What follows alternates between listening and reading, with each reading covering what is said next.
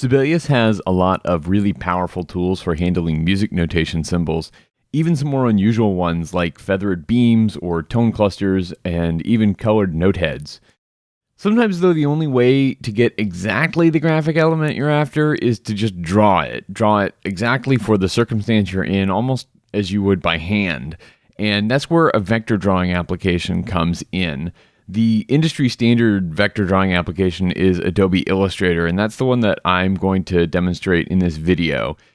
I've been experimenting with a lot of different ways to use Illustrator and Sibelius over the years, and the one I'm going to show here is one of the more robust ways that I've found. It gets really sharp graphics into the score and still has a little bit of flexibility after the fact to withstand some minimal editing of notes and articulations and things back in the score, even after you've done the drawing itself. So for this demonstration, I'll add one of the more common kinds of graphic elements you might want to use in a score, and that's a graphic contour. A graphic contour is just a curved line, a squiggle, if you will, that could be used to show any kind of gradual change that you want to control at specific points. You might draw it on the staff, above the staff, below the staff. You might use it to show a performer how to move a slider on an electronic instrument. You might use it to show the bell position on a brass instrument or bow pressure for strings. And what I'm going to do here is show how you can use it to show a really kind of particular glissando curve on a string instrument. So here's my score in Sibelius. It's for string quartet. And you'll see that I've got all of the parts written for this system already. In a normal piece of music, I would write the entire movement, or at least this entire score file worth of music before I did any of the graphical elements. For this demonstration, though, you can see I've just filled up this first system that we're looking at. And here on the violin 1 staff is where I'm going to be adding the graphic elements. And you can see I've left some space for that to happen.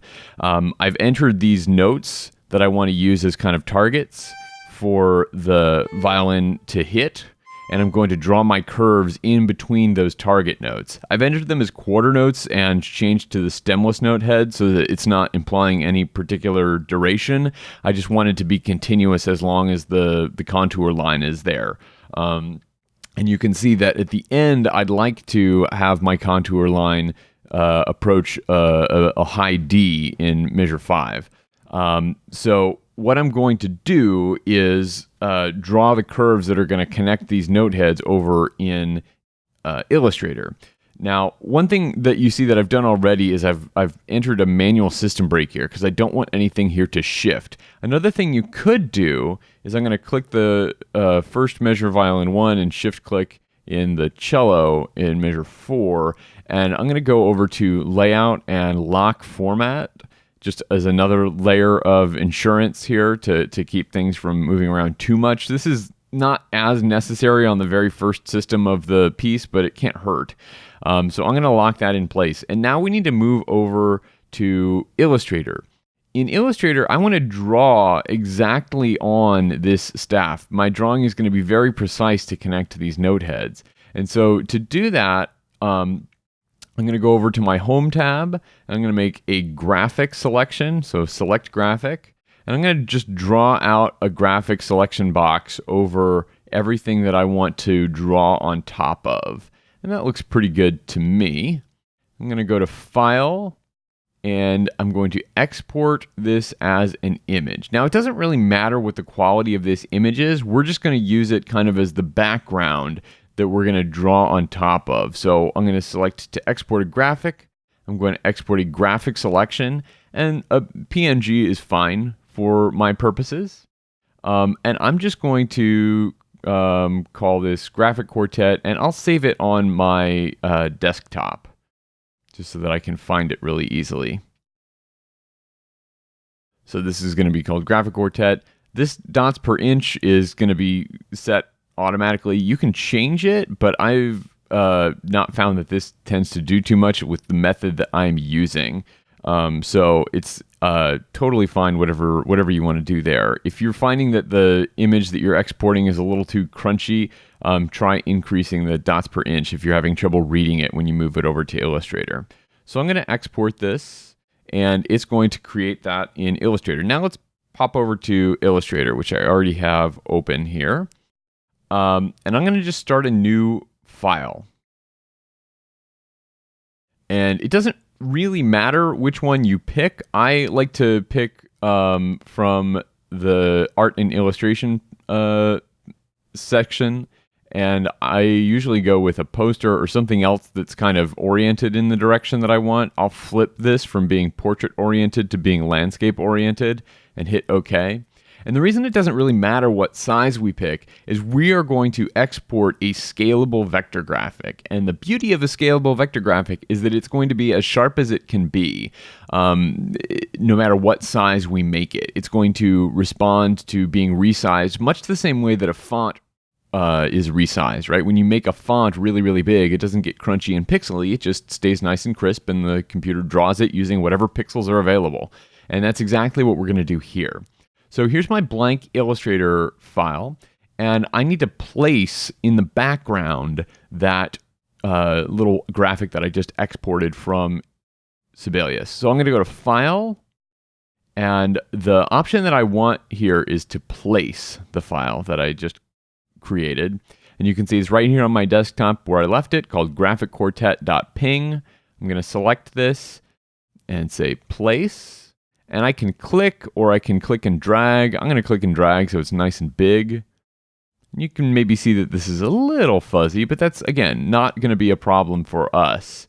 So you can see it looks exactly as it would in a printed format. So when I was looking at it in Sibelius, you could see all the ghost hidden objects, these gray rests here that I had hidden, and all of the formatting marks up above.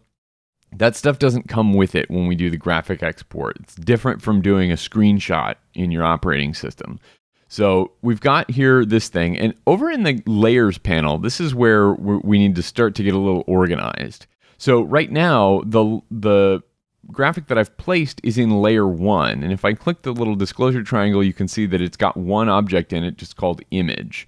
I'm going to change the name of layer 1 by double clicking, and I'm going to call this background. And I'm going to lock it by clicking this space next to the eyeball. And that way I can't accidentally select it or move it. If you notice, Illustrator's showing me a pencil and a little nope sign here saying I can't edit it because it's locked. And now I'm going to click this little post-it button here to create a new layer. So now I'm in layer 2, which is up above the layer that I just created. And with that selected, I'm going to do all of my drawings. So all of the stuff that I'm going to add to the score is going to go into layer 2. There are a few different ways to handle this, but the next thing I'm going to do is to use the pen tool to draw. I'm not going to give a big tutorial in Illustrator here because there's a lot. You can dive really deep in all the many tools of Illustrator and their features. The pen tool is a little bit of a particular thing. If you're comfortable doing this kind of drawing where you're clicking and dragging to create Bezier curves, that's fine. But if you're not comfortable doing that, another thing that you can do is use the pencil tool. If you don't see the pencil tool over here, it's because it's hidden. If you click and hold these guys, you'll see that a lot of these tools have other kind of tools that are grouped with them. And the pencil tool is one that you might find really useful if you are not as comfortable using those Bezier curves. So you can see under the shaper tool here for me, and that's just because it's the last one of these tools I used, you'll see the pencil tool. And the pencil tool, it works a lot more like something you might be familiar with in a kind of beginning drawing application where you just click and drag. And one nice thing about the pencil tool is that it will turn your kind of weird hand gestures into a nice smooth curve. So whatever kind of jitters you have in your hand gesture will get evened out by the pencil tool. And so that's kind of nice. So you can see I've got two paths that I've drawn here with the pencil tool. I'm going to select them in the layers panel, but you'll also see that you can't see them, and that's because they're not set to have any color. And so we need to be able to see them. So I'll just select one of these. Actually, I'll select both of them. We'll do them at the same time. So I've clicked the first object, and I've shift-clicked the second object. and holding down the Shift key means add to the selection. And I'm going to come over to my control bar up here at the top. If you don't see this, this is something that Adobe started hiding in the most recent update to Adobe Illustrator. I'm in Adobe CC 2018. If you go to your window menu, there's a little checkbox here for control. And you can now see that I've got a couple of color options here, and one is the fill. And since I don't want to fill anything, I just want to draw a line, I'm going to change the stroke color, and I'm going to change it to black. If you want to get really crazy, you can do colored lines, and you can give different meanings to those colors. Remember, that's going to be a little tricky if you go to print, or at least expensive if you go to print. But if you're using screens for reading for your project, it's pretty cool, actually, I think, to do some things with color because it doesn't cost you anything. So I'm going to just keep with black for this project. And the next thing to consider is the stroke weight. For my work, I like to make the stroke weight, well, maybe not that crazy, but I want to make the stroke weight thick enough that nobody's going to confuse this line for any other kind of staff line or stem or anything else that I might find on the staff here. Maybe not quite as thick as a whole space, as a whole note head would be, but kind of just underneath that. So for me, at least for this particular drawing, at the size that I've brought this in, again, we're going to be changing some of this as we bring it back into Sibelius. You can see that I've got a stroke weight of 3. If you want to get into some of the other details of your stroke, I also like to change the cap style. So right now you can see, this might be clearer if I click away from the selection. You can see that the end of each of these lines is kind of squared off. And that may be what you want, it may not be. I personally like the lines to have a rounded cap, like that. And I'll go ahead and add that to my other line as well.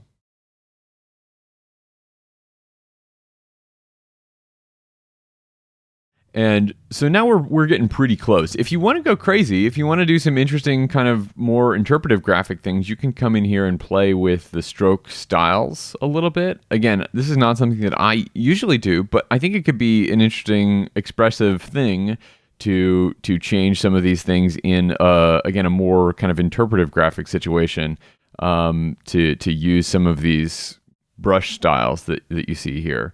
So, feel free to play around with those. And for my last line, which I haven't drawn yet, I will use the pen tool. So I'm going to draw each of these little bits independently. And then I said I wanted to go up to a D-ish line over here. So I'll go crazy. Yeah, we'll do something like that. And I'll move this guy a little bit out more. All right. So again, I've got my 3 curves, and we could export them separately. And that's something that I might end up having to do later. So maybe I'll save this file, and if I end up flowing some things in the score, I may come back to these curves and grab them and do some things with them later. But for now, I'm just going to export all 3 of them as one group. And the easiest way to do that is to come back over to my, I'm gonna move this a little bit. If you hit the A key on your keyboard, you can get the direct selection tool. That's the white arrow tool. And I'm gonna click this very last anchor point, and I'm gonna move it a little closer to my note head. That one was not my best, most precise drawing work. All right, that's better. So now I'm going to come back to my layers panel, and that layer that I had as the background, I'm going to click the little eyeball next to it, and that's going to hide it. So it's not deleting it, it's still there. If I click it again, it'll come back and my lines will be exactly where they are, but I won't see it right now. And so now if I export a graphic, it's going to keep everything in proportion, everything in position as though this was there, but it won't export that back. And that's what I want, because I just want to take this nice smooth curve that I have and plop it right back on top in my score. So I'm going to go to File, export and export as. Notice that I have an export selection, and if I wanted to export these individually as separate graphics, that's probably the way I would do that. I would select the individual object and go to export selection. The settings there are a little bit different than what you're going to see for export as, but you'll be able to figure it out based on this next step. So I'm going to also save this to my desktop, and I'll just call it contour curves. And for format, this is the important bit. I want to get this SVG, Scalable Vector Graphic, and that's a kind of a web native format, but Sibelius has pretty good support for it, though there is a little bug I'm going to mention in a moment. And I want to make sure I uncheck Use Artboards. So we've got this big white space all around our curves, and if I selected Use Artboards, it would grab that whole space as part of the graphic, and that's not what I want here. So I'm going to say now Export. And all of these default settings are fine, but for me, the last update of Adobe Illustrator, and again, this is Illustrator CC 2018, had the default of a responsive SVG, and that's something that Sibelius does not at the moment deal well with. It's kind of a little bug that I'm led to believe they're working on. But if you check responsive, it won't import into Sibelius, and you won't get any message as to what's happening or why. So make sure that you leave this unchecked at this point, and say OK. And then I'm going to pop back over to Sibelius. And here we are. I'm going to clear my graphic selection just by getting out of the Select Graphic tool. And now over in the Notations tab, I'm going to use another graphics tool, just called Graphic, to import the graphic that I just brought in. So here's my Contour Curves SVG on my desktop. I'll click that and say Open. And I'll click right in here, and you'll see it's a little bit too big. And here's the next crucial part. I'm going to position this more or less where I want, but as I resize it, I'm going to grab one of these corner handles, and I'm going to hold down the Shift key as I resize. And by holding down the Shift key,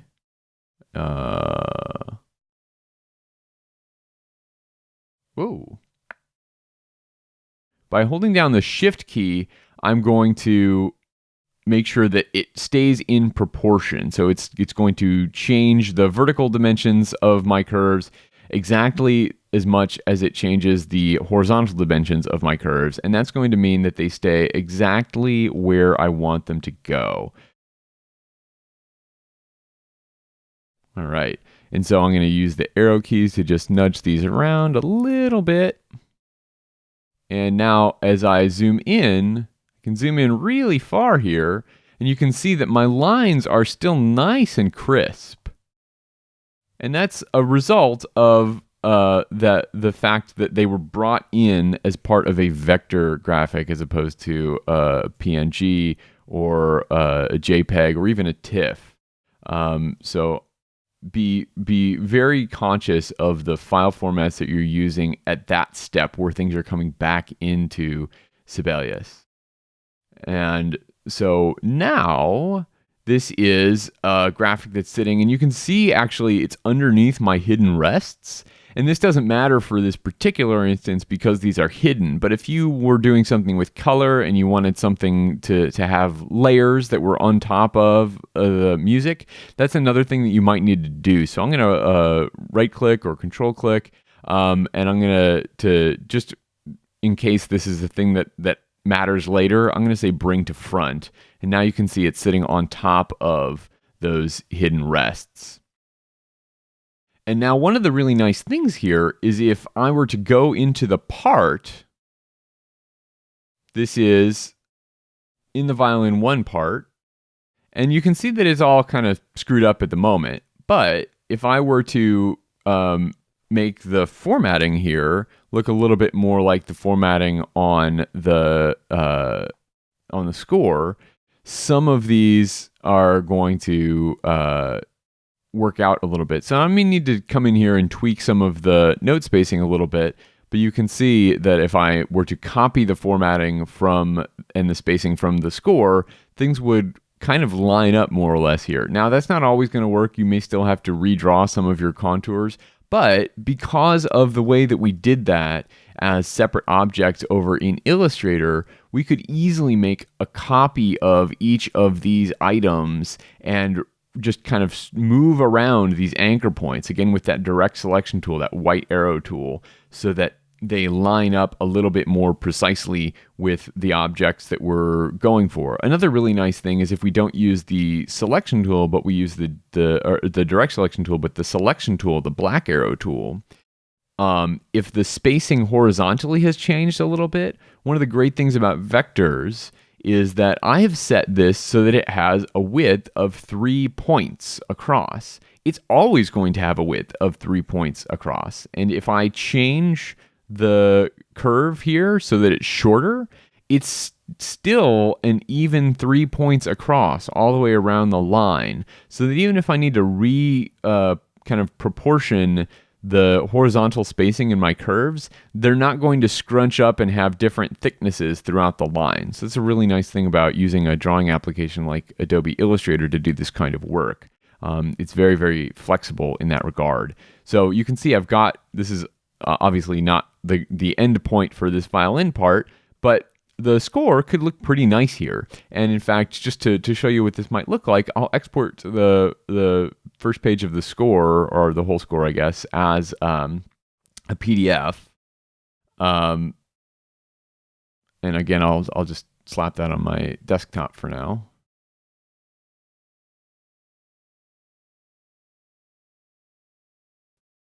Here's the PDF that we just created, and you can see if I zoom in here in the PDF, that it's just as crisp here in the PDF as it was in Sibelius.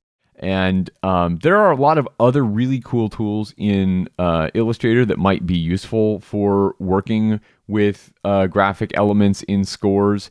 Obviously, you can draw shapes, you can do things with gradients so that you kind of gradually hide and show certain elements in your score. There are really interesting things you can do with symbols. You could even bring in music symbols from Sibelius and have them treated as graphic symbols in Illustrator, which allows you to do all kinds of crazy things with textures and patterns. So there's a lot you can do in Illustrator, and as long as you're bringing your Illustrator work back into Sibelius as a vector graphic, and remember to leave that as a non-responsive, as a fixed width or fixed height SVG, then everything's going to look really nice and sharp in Sibelius. And now, if I wanted, I could change some things in the Sibelius file. A lot of times you may have seen things like this where you just bring the whole score over to Illustrator and draw on top of it, and then that is your final document. But now if I wanted to change this note from an A in this measure to a B in this measure, I can, and it doesn't have any effect on my graphic contour. So it's a really nice way to work. I've had a lot of good results doing this, and I wish you the best with your graphic scores.